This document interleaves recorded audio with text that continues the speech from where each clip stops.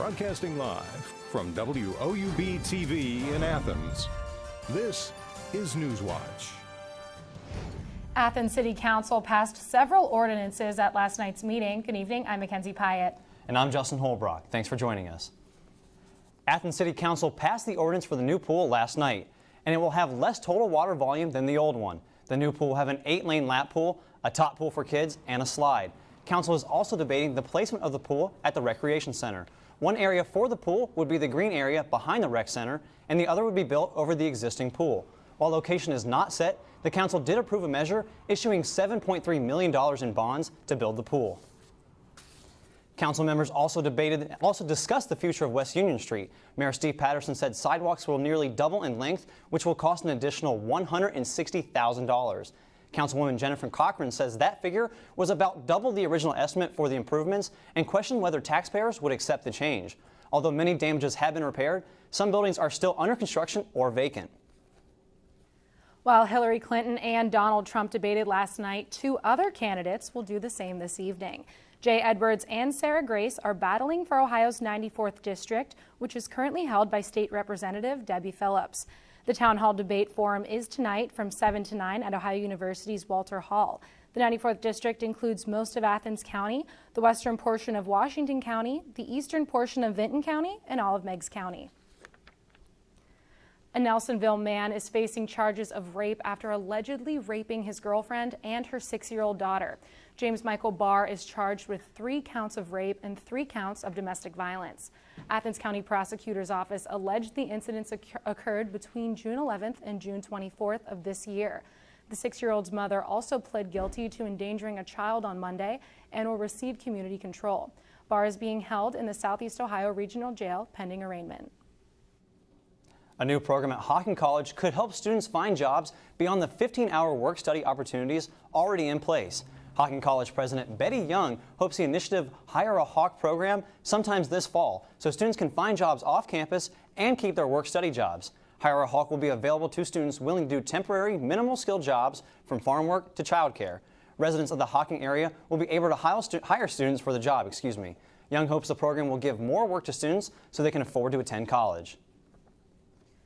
Athens Conservancy purchased 12 acres to add to the Skunk Run Preserve in Troy Township.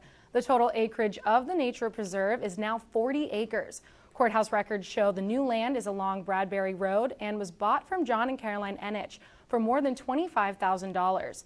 Phil Cantino of Athens Conservancy said a Clean Ohio grant helped with the purchase. The Conservancy was awarded $66,000 to purchase 2 areas of land, one being the 12 acres that were just bought. The purchase is expected to protect Skunk Run and the views along the rail trail.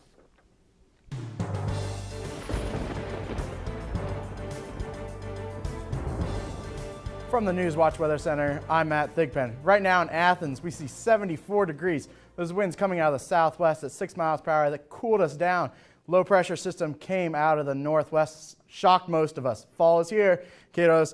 Right now in Columbus, 72 degrees, Ironton 75, Cambridge 73, some other places 75 in New Martinsville. The bus stop for tomorrow, look at this, kids. Might need your jacket, 48 degrees, mostly cloudy skies. We'll see those clouds increase throughout the day. We'll get into that rainy pattern this week, but for the bus stop for tomorrow, 48 degrees, bundle those kids up. Light winds, we're seeing gusty winds right now, but increasing clouds. Should be a nice bus stop for tomorrow. Thanks, Matt.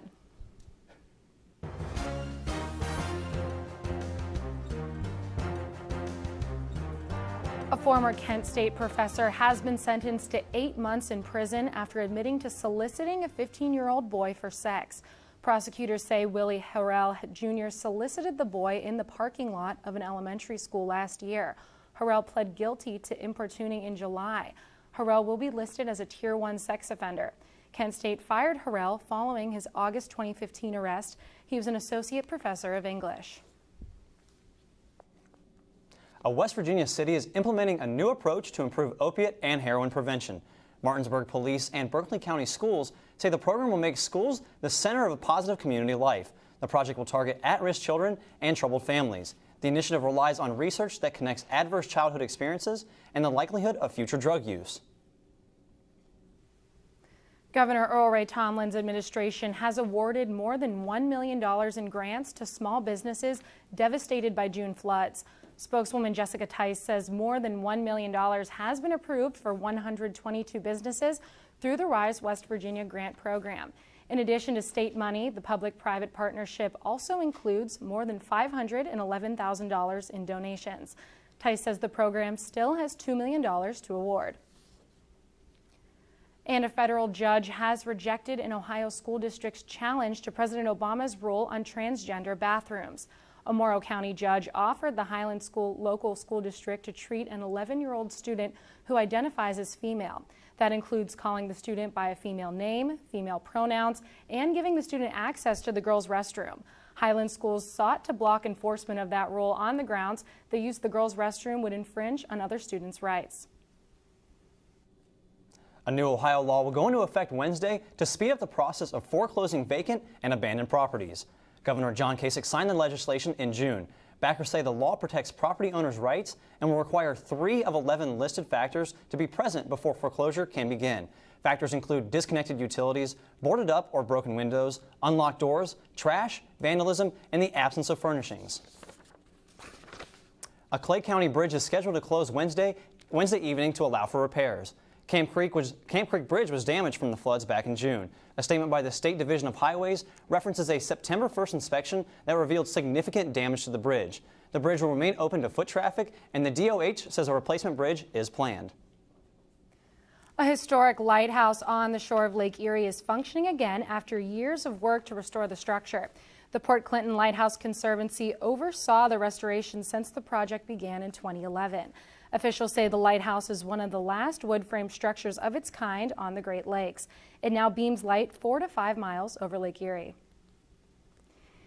And more people watched last night's presidential debate than ever before in recorded history.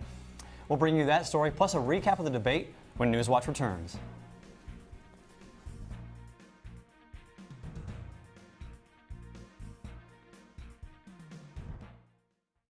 University students really have a huge sense of pride in our campus, in our school, and in our education. People don't come to Ohio just to go to college. They come here to become a Bobcat. It's a really unique atmosphere. Bobcat pride is having that natural camaraderie. Bobcats are just happy to be Bobcats.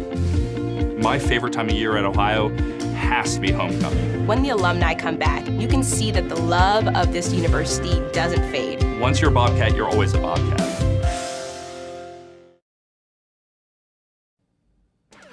Friday nights are all about high school football, but when the games are over and the helmets come off, it's time for some gridiron glory.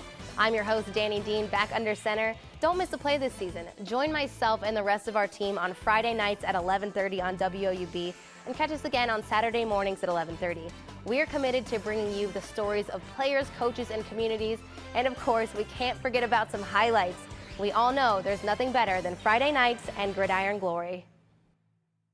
I knew that I wanted to come to Ohio University from the very first time I visited here. There's something about the campus that grabs you. It was really comforting. Very welcoming. It's one thing to write down your name and your GPA and that kind of stuff and send it in. It's another thing entirely to be here and see how great it is. The campus here is just electric. Absolutely gorgeous. Everything just looked really college-like. I looked at my mom and I said, "This is it." And she said, "The tour's just started." I said, "No, you don't understand.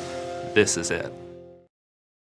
My professors really care. They care about my grades, they care about my opportunities, they care about my experiences, they want me to succeed. They give those opportunities to the students. My professors have been extremely approachable. Literally, their door is always open. You can go to them with pretty much anything. Everyone knows your first and your last name and where you sit in the classroom. I really never feel like I'm being talked down to or just being taught material. I always feel like I'm having a conversation. And they want to share those opportunities and those experiences with us.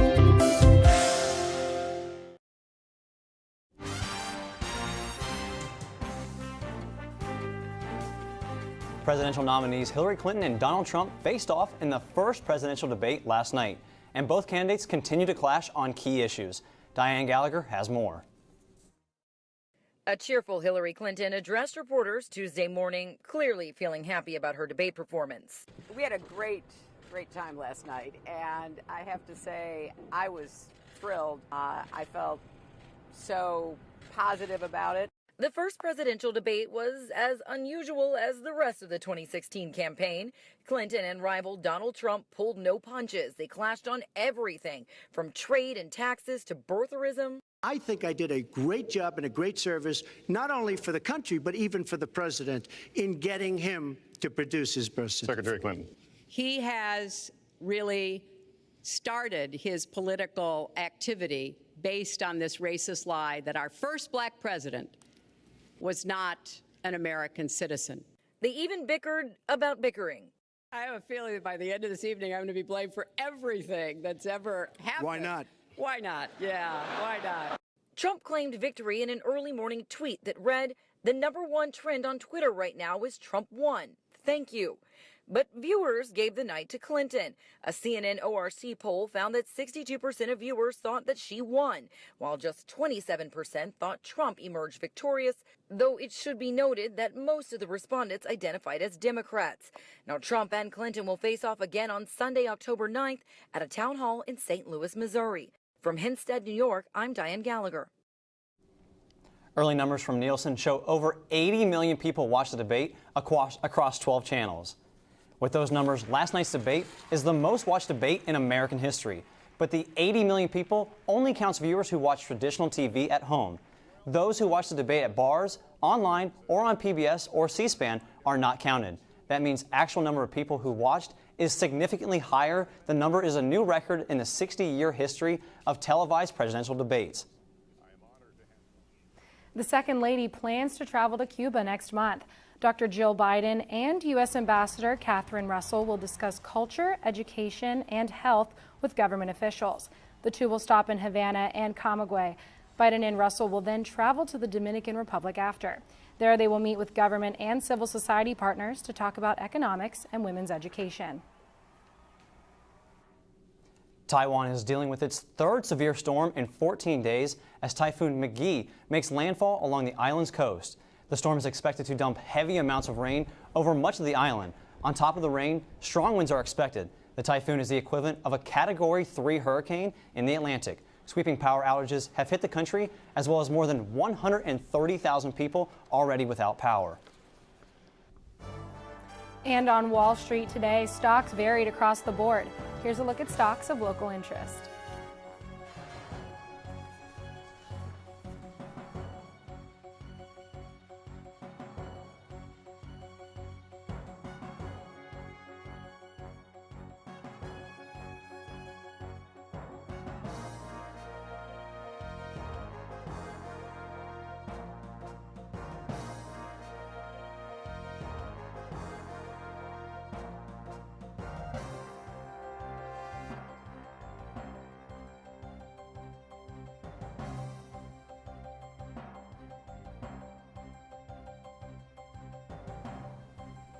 An Ohio prison is tackling the heroin problem in a new way.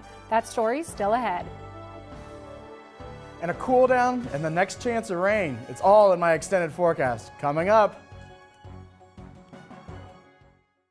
Professors really care. They care about my grades, they care about my opportunities, they care about my experiences, they want me to succeed. They give those opportunities to the students. My professors have been extremely approachable. Literally, their door is always open. You can go to them with pretty much anything. Everyone knows your first and your last name and where you sit in the classroom. I really never feel like I'm being talked down to or just being taught material. I always feel like I'm having a conversation. And they want to share those opportunities and those experiences with us.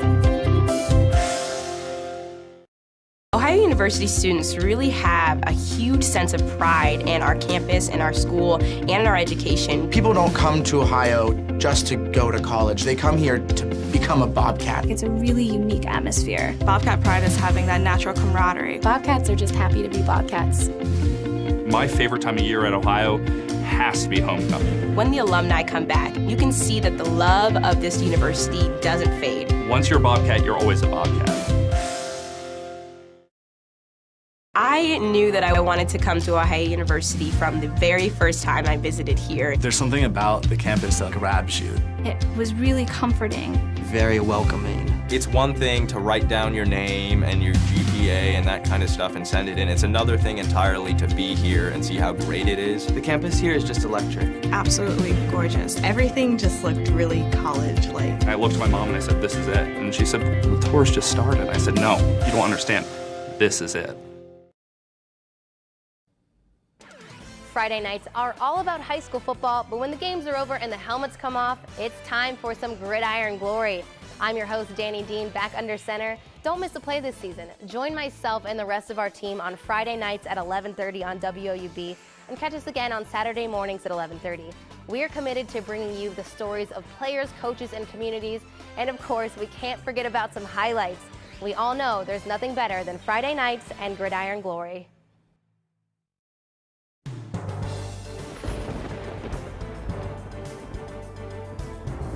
From the Newswatch Weather Center on the campus of Ohio University, I'm Matt Thigpen. Right now, Athens, we hit 74 degrees, right on that normal. Our low was a little chillier at 44. We should be around 51 for those morning lows. Across the region, same thing. 75 down in Ironton, our warmer spot. Same with New Martinsville. 72 up in Columbus. Nice weather.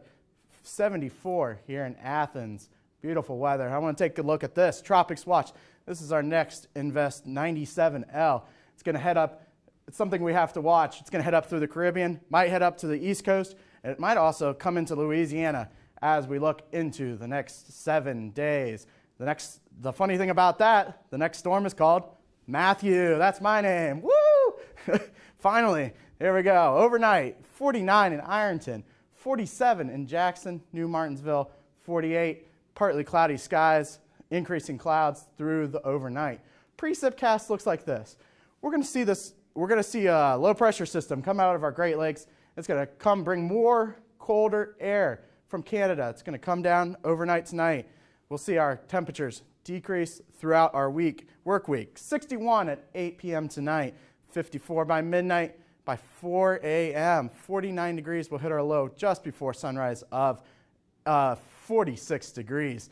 84 for our bus stop. Cool temps, increasing clouds throughout the day. Winds light and variable. It was a little gustier earlier this afternoon as that front moved through. Clear skies today.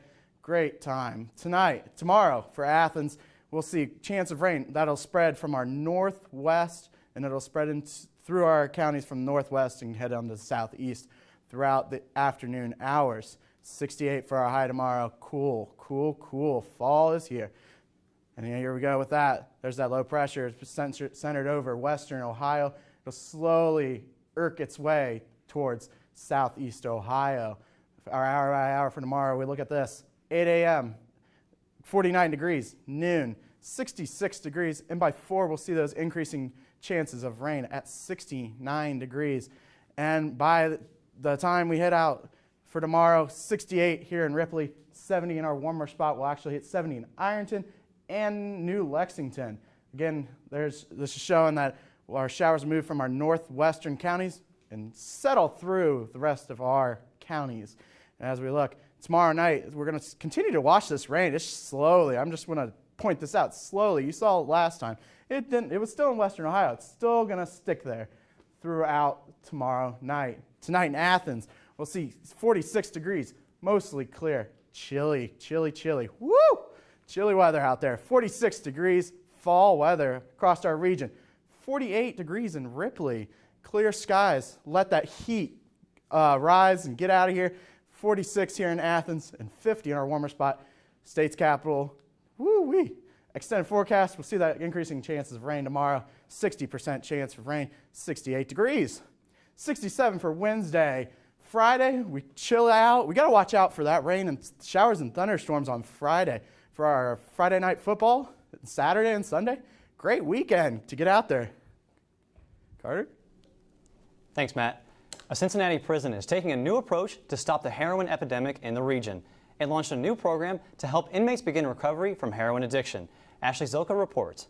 And when someone's incarcerated for heroin abuse specifically, jail becomes ground zero. This is ground zero for those people. The Heroin Recovery Pod, Major Charmaine McGuffey says it's a place where a select group of inmates will receive support from agencies across Hamilton County. What does life look like for you after heroin? That's the picture that we want to portray here. Right now, the agencies are volunteering their services for this pilot program. Lisa Mertz, a recovering addict herself, is a peer mentor for the Cat House. We care about you. We love you. No matter what you've done, we love you and we want to help you. There is hope. It's really hard to see hope when you're sitting in a cell. Major McGuffey says just this past Saturday, she noticed someone had used chalk to write a note outside of the Justice Center for other inmates to see through their cells. It was a woman who had been released from this pod because she wrote, I came in and to visit you all. I'll be back to visit, and I am still clean. I love the recovery pod. Please call me. Brought me to tears. For it to mean that much to someone, to write that message. The pod isn't for all heroin addicts. The women chosen will have to be incarcerated for a period of time, which typically means they are charged with a felony. You have to go to program after program. You have to study. You have to read. You have to participate. You can't just sit here and watch TV. Officials plan to seek more funding for the program to expand the service if it is a success. And the Indians clinched their first division title since 2007. We'll go over to Megan Vanslow for sports. Thanks, Justin. Coming up on Newswatch, October is just a few days away, so I'll cover MLB standings as the race for the wild card heats up. And while those teams are searching for postseason contention, the Cleveland Indians clinched the AL Central Division in their 7-4 win over the Tigers last night. That's next on Newswatch. Stay tuned to WOUB. Here's a look at what's coming up tonight on your public television station.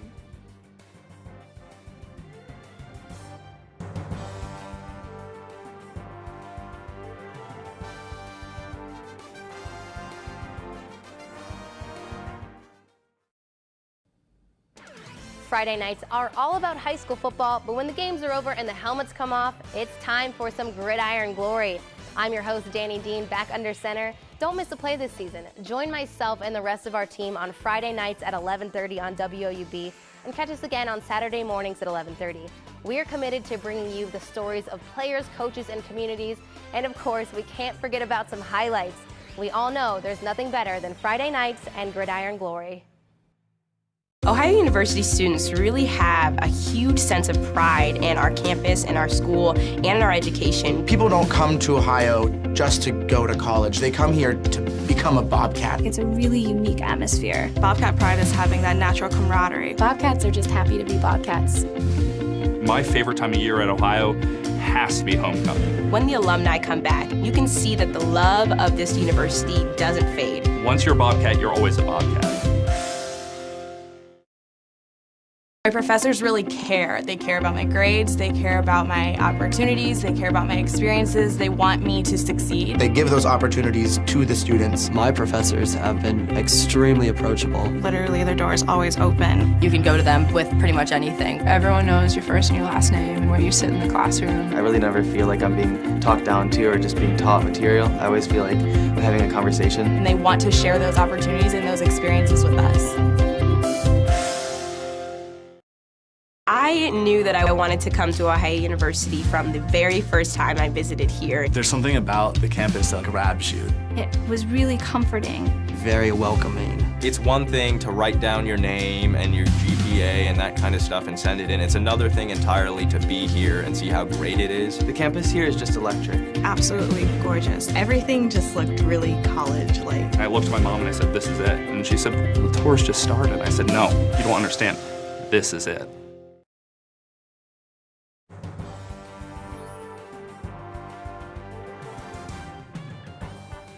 Welcome back. I'm Megan Vanslow.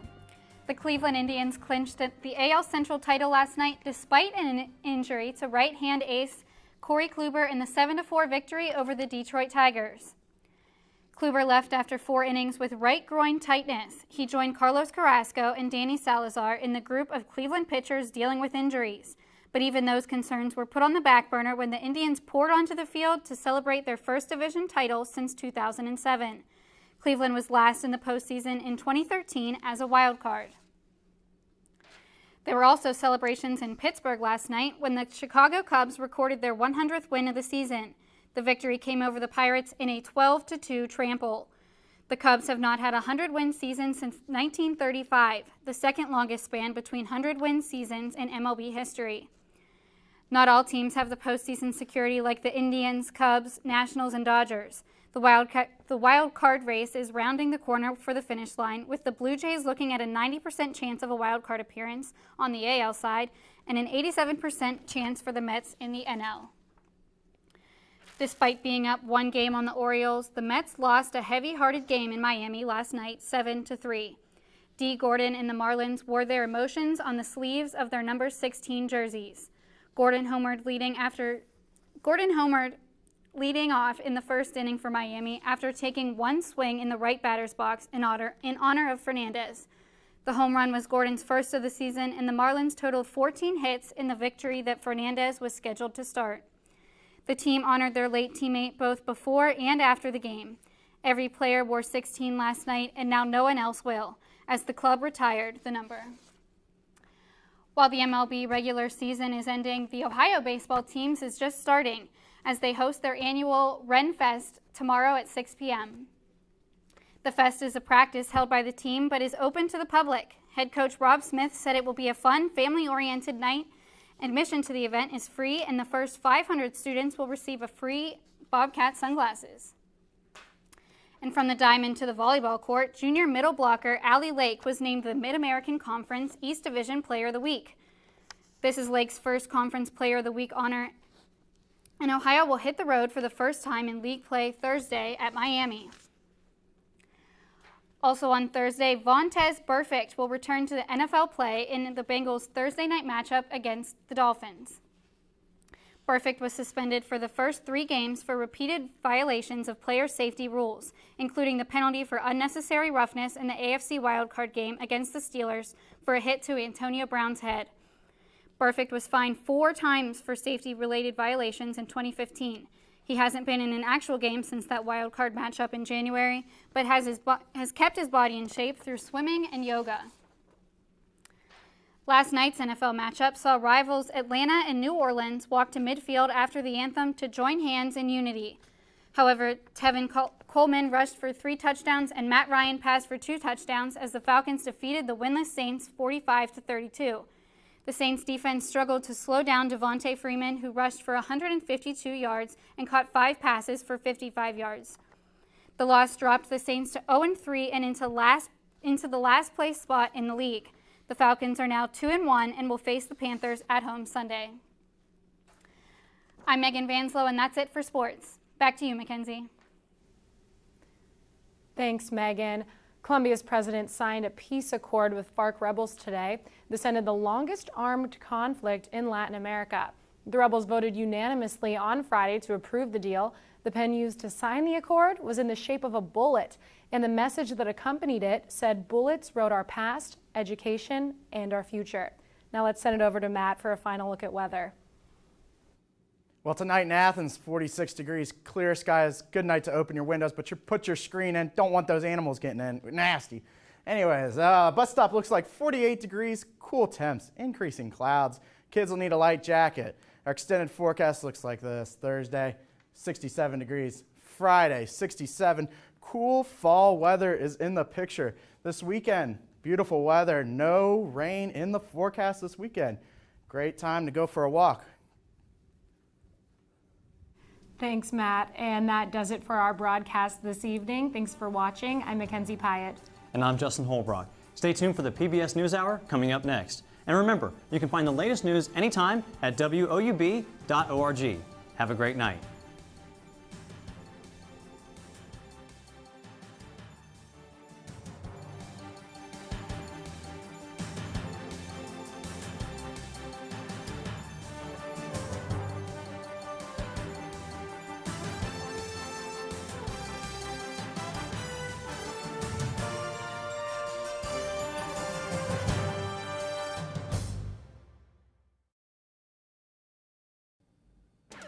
Friday nights are all about high school football, but when the games are over and the helmets come off, it's time for some gridiron glory. I'm your host, Danny Dean, back under center. Don't miss a play this season. Join myself and the rest of our team on Friday nights at 11:30 on WOUB, and catch us again on Saturday mornings at 11:30. We are committed to bringing you the stories of players, coaches, and communities, and of course, we can't forget about some highlights. We all know there's nothing better than Friday nights and gridiron glory.